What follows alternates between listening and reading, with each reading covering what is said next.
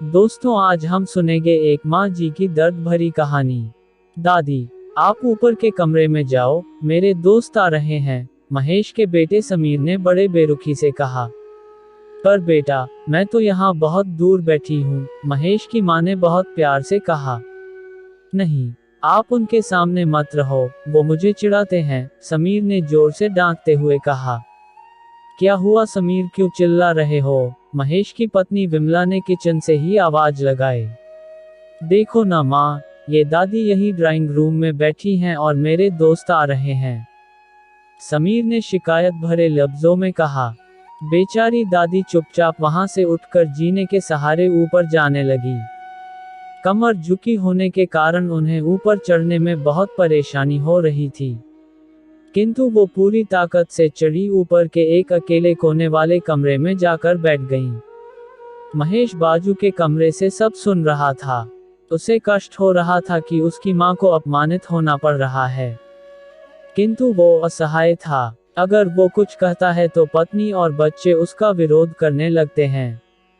दूसरे उनके तर्क भी सही लगते हैं, क्योंकि वो एक प्रशासनिक अधिकारी था, उसका सामाजिक स्तर बहुत ऊंचा था। उसकी ससुराल भी एक उच्च घराने में थी, लिहाजा बस वो चुपचाप इस तरह हर दिन अपनी माँ को अपमानित होते देखता रहता था। रात को विमला की पत्नी ने कहा, देखो जी, अब कुछ करो। कल डीएम जी की पत्नी आई थी। माँ जी अपनी देशी रीत रिवाजों में ही उनसे मिली। मुझे बहुत शर्म आ रही थी बताते हुए कि ये मेरी सास हैं। मैंने कह दिया कि दूर की रिश्तेदार हैं, इलाज कराने आए हैं। महेश को रोना आ गया, किंतु फिर भी वह चुप रहा। उसे समझ में नहीं आ रहा था कि वो क्या करे।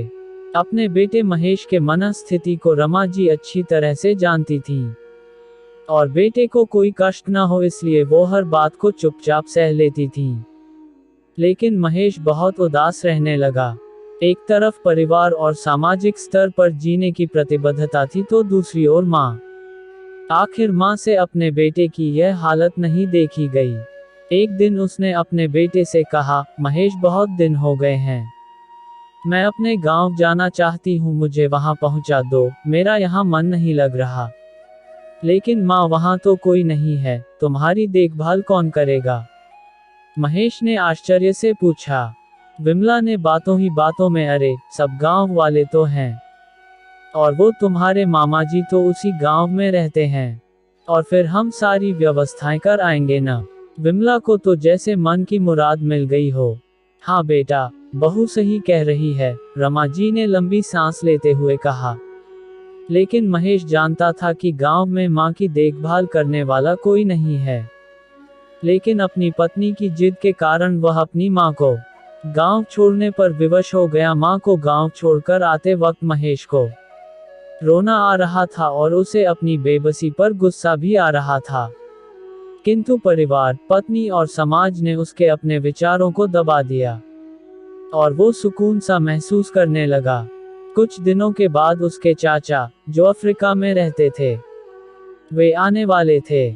जब महेश जी का बचपन था तो उसके पिता जीवित थे और वो भारत आए थे, और उसके बाद वो अब भारत आने वाले थे।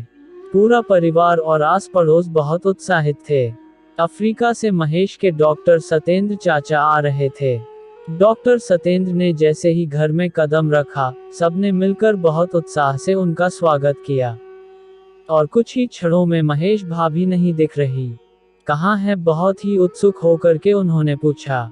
जी, वो गांव में रहती हैं, यहाँ उनका मन नहीं लगा, विमला ने सपाट लहजे में उत्तर दिया। डॉक्टर सतेंद्र ने महेश की ओर देखा तो महेश ने अपनी आंखें झुका लीं। डॉक्टर सतेंद्र सब समझ गए। बोले, कल हम भाभी से मिलने गांव चलेंगे सब लोग। दूसरे दिन सभी लोग गांव के घर में पहुंचे।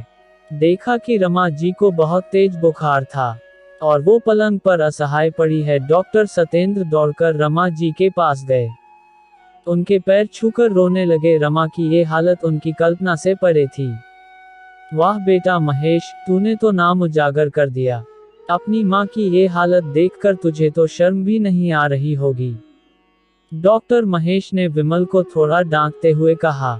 नहीं देवर जी, महेश का कोई दोष नहीं है, मैं खुद गांव आई थी। रमा जी ने अपने बेटे का बचाव किया। मुझे सब पता चल गया भाभी, आप चुप रहो। क्यों बहू, तुम्हें अपनी सास की बदसूरती पसंद नहीं है? समाज में तुम्हें नीचा देखना पड़ता है, यही बात है ना? डॉक्टर सतेंद्र ने विमला की ओर लज्जा आ जाने की निगाहों से देखा। विमला अशमर्थ होकर महेश को देखने लगी। आज तुम जिस सामाजिक स्तर पर हो, वो भाभी रमा जी के ही संघर्षों की देन है। और बेटा महेश, तुम्हें शायद मालूम ना हो कि बचपन में जब तुम 1 साल के थे, तब छत से नीचे गिरने के वजह से तुम्हारी एक आंख फूट गई थी और तुम्हारी रीढ़ की हड्डी में भी समस्या थी। तब तुम्हारी इस बदसूरत माँ ने ही अपनी एक आंख और अपना बोन मेरो तुम्हें देकर इतना सुंदर स्वरूप दिया था। विमला बेटा, इतने सालों तक संघर्ष करके बेटे को प्रशासनिक अधिकारी बनाने वाली इस संघर्षशील औरत की तुम लोगों ने यह दशा कर दी। तुम्हें ईश्वर कभी माफ नहीं करेगा। डॉक्टर सतेंद्र की आंखों से बातों को कहते हुए आंसुओं की जलधारा बह रही थी। अब भाभी, आप मेरे साथ अफ्रीका जाएंगी, यहाँ इन स्वार्थी लोगों के बीच नहीं रहेंगी, डॉक्टर सतेंद्र ने रमा जी से कहा। महेश का हाल जैसे काटा खून ही ना हो गया था। डॉक्टर सतेंद्र जो उसके चाचा थे, उन्होंने जो राज बताया उसके बाद तो महेश को यही लग रहा था कि उससे ज्यादा पापी इंसान इस दुनिया में कोई और है ही नहीं। वह दौड़ता गया और मां रमा के कदमों से लिपट गया।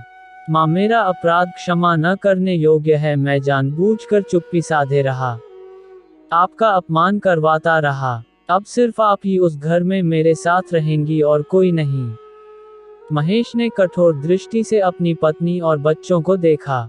अब तो विमला को भी बहुत पश्चाताप हो रहा था, किंतु उसकी हिम्मत नहीं हो रही थी कि वो रमा जी से आंख मिलाए।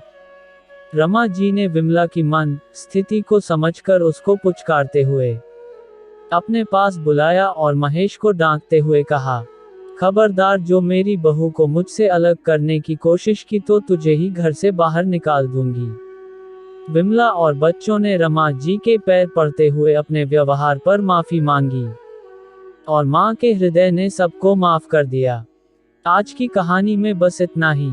दोस्तों, कल फिर मिलते हैं एक नई कहानी के साथ। कहानी सुनने के लिए धन्यवाद।